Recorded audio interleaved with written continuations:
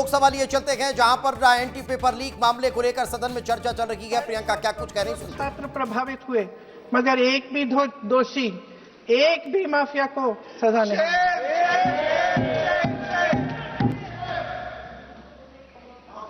हमारे एजुकेशन में आरएसएस के प्रचारकों को भर भर कर उसे खोखला बना दिया है।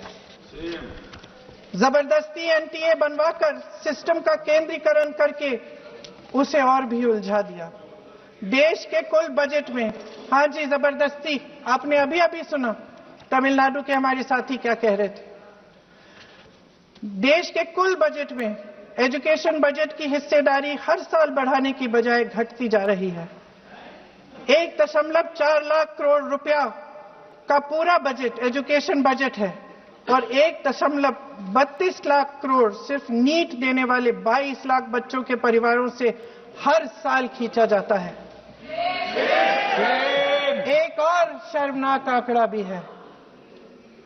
1.4 लाख करोड़ रुपया हमारा पूरा एजुकेशन बजट और 16 लाख करोड़ रुपए जो मौजूदा सरकार ने बड़े उद्योगपतियों के लोन माफ किए हैं। सोचिए कि इस सरकार की प्राथमिकताएं क्या है। सच ये है अध्यक्ष महोदय कि जिस तरह अस्पताल में उस छात्रा की मां का विश्वास पूरे सिस्टम से हट गया है, उसी तरह देश के युवाओं का भरोसा इस पूरे सिस्टम से टूटा है।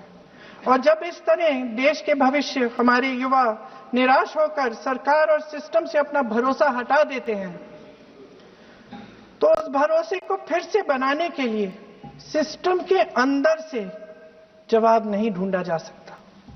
उसके दायरे से बाहर निकलना पड़ता है, नए सिरे से ठोस प्रयास करने पड़ते हैं।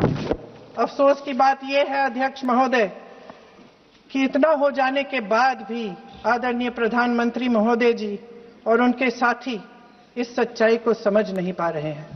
वे अभी भी ये सोच रहे हैं कि पीआर, नैरेटिव चेंज और पालतू मीडिया के सहारे एक बार फिर उनकी नैया पार हो जाएगी।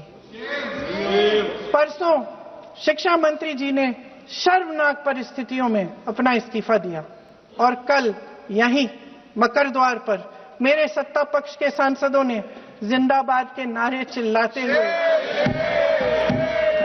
उनका संसद में ऐसे स्वागत किया जैसे मानो कोई सुपरस्टार पहुंच गए हैं।